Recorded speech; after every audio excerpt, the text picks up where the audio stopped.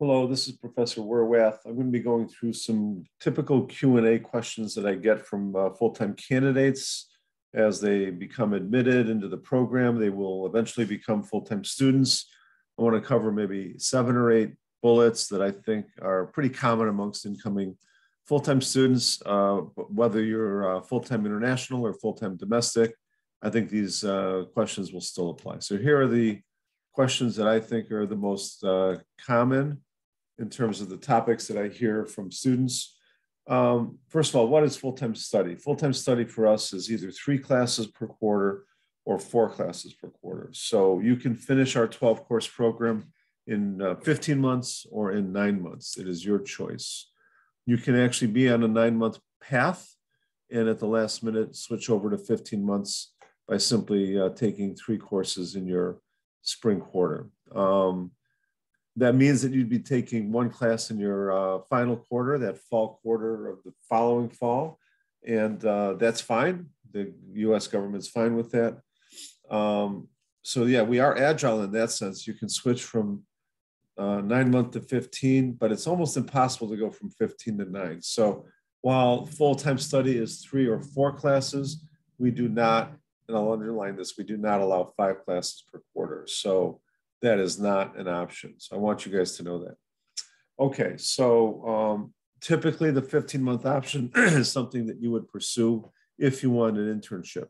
If you're planning on an internship, we'll talk about that next, but generally you can have an internship during the summer on a full-time basis, so that would be 40 hours. Our summer goes from mid-June roughly until early September. So that's almost 3 full months. So that's, a pretty good chunk of time. I've had students who actually had multiple internships. Now, I don't recommend it because it takes a lot of coordination. And I think it requires understanding from both employers that you're not going to be spending 10 weeks with any one company. You're going to spend 2 5-week sessions, one with one company, one with the other. It can be done. It can be done. We also have internships during the school year. How does that work? Well, after you've completed your first quarter of study, which is, generally in early winter, we will allow students to take a 20-hour, no more than 20-hour internship during the school year. Our classes are held at night, so you can certainly work during the day, but we require that you keep it within 20 hours and that it be applicable to your career and your, engineering management profession. So if it's in that realm, right? If you have an internship that starts, let's say in December or January, I will sign off, but it has to be processed through the international office, OISS, as an official CPT activity. During the school year, there are jobs on campus, and we don't put limits there in terms of how much time you can spend, but obviously your studies do need to come first. We have TAs that are hired. For basically every class, we have 19 classes per year that are offered by MEM alone. There's 8 other programs within the Professional Master's OPE, Office of Professional Ed. And there's Kellogg that also hires graders and TAs. And these are paid positions by the hour. You can expect, not probably more than $15 to $20 per hour. And you can expect something like maybe 5 to 10 hours per week. So that would be for a grader or even a TA. It's roughly in that same category. I'm told that we have various libraries on campus. They typically hire folks. Obviously there's jobs at Starbucks. We have jobs even at the gymnasium and the workout facilities and even at the swimming pool. So we've had students take jobs in a variety of settings as long as they're on campus. My approval is not needed, and I believe you don't need to consume CPT either. You can check with the OISS people, but I'm pretty sure that does not consume CPT. All right, beyond jobs that are paying positions that help you fund your program, we have projects, and these projects are occasionally also funded. Generally, though, they're not. These come from companies. We've had projects with City of Chicago. We've had Horizon Pharmaceutical. We've probably got 3 or 4 energy projects going on right now. Typically, they're energy focused, but sometimes they're pharmaceutical focused. But in general, you're able to apply your product or project management skills or your research skills towards these projects. So you're also free to create your own project and work with others to get your projects going. You are allowed in your final quarter to take less than a full-time course load. So I know for international students, they are required to be full-time students throughout the program. There's only one small exception, and that is your final quarter of study, where you could take 1 or 2, or if you prefer 3 or 4 classes. But if you do 1 or 2 classes, you'll need to process a reduced course load waiver, which generally gets approved very easily, both by me and the OISS office. So if it's your last quarter of study, you can take a reduced course load.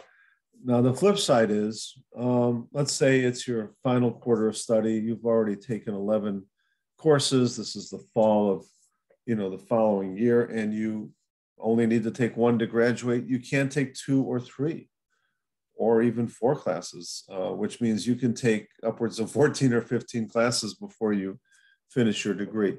The IO should not be troubled by that. That should not be a problem. You can ask them, but in general, you can take more than 12 classes to graduate, but you cannot extend your graduation timeframe. So you're back to 9 months or 15.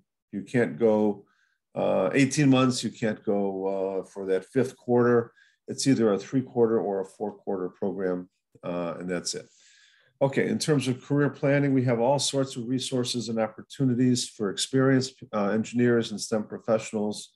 Networking is the key. You have to network, get out there, meet people, talk to people, professionals in the space. Some of your fellow students are part-time students. They're working during the day. So start by networking with the person sitting next to you in class. Start by networking with the guest speakers that come to class. Start by networking with the advisory boards that often come to the, either to, like new venture classes have a lot of advisors, or even MEM itself has an industrial advisory board. And we have regular meetings on campus. We have networking events. We just finished our industry night networking event, which is a huge gala of maybe 80 to 100 folks that show up. Students, alumni, industry partners, all sorts of friends of MEM, right? We also have panel sessions. We just had an energy career panel session online about, I'd say, a month or 2 ago. We have job fairs, many of them operated by Engineering Career Development and also by Northwestern Career Advancement. So keep an eye out for that. Some of them are virtual, some of them are on ground. The Society of Women Engineers holds a very nice career fair once a year. MEMPC holds career fairs, so keep your eyes out for that.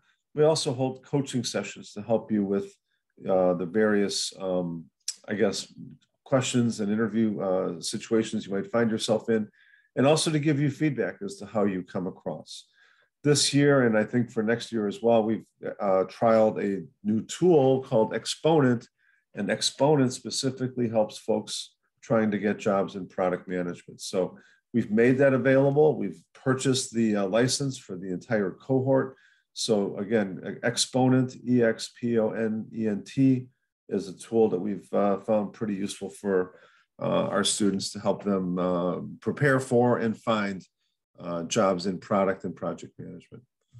Some key links for students, some resources that you should check out. The International Office basically answers all your questions and makes all the decisions and policy statements that are needed for you to be a safe and compliant international student following the State Department guidelines, which International Office is well aware of, and they help you manage. Engineering Career Development is the careers office for the engineering school, otherwise known as ECD. So if you hear me use the word ECD, this is who I'm talking about. Not only do they have a very robust website, they have a series of events, job fairs, company visits, et cetera, that I think will help you. While ECD focuses on engineering jobs, Northwestern Career Advancement focuses on non-engineering jobs. Think of them as consulting jobs in general, whether it's business consulting, strategy consulting, and in some cases even some technical consulting. So between ECD and NCA, these are resources here for all students part-time or full-time. And as you're looking for a job, as you're looking for the skills to pursue that job, this is your, these are resources here for you. So with that, I will be glad to answer questions, I guess, offline, or if you want to send me an email, m-werwath@northwestern.edu. Thank you very much.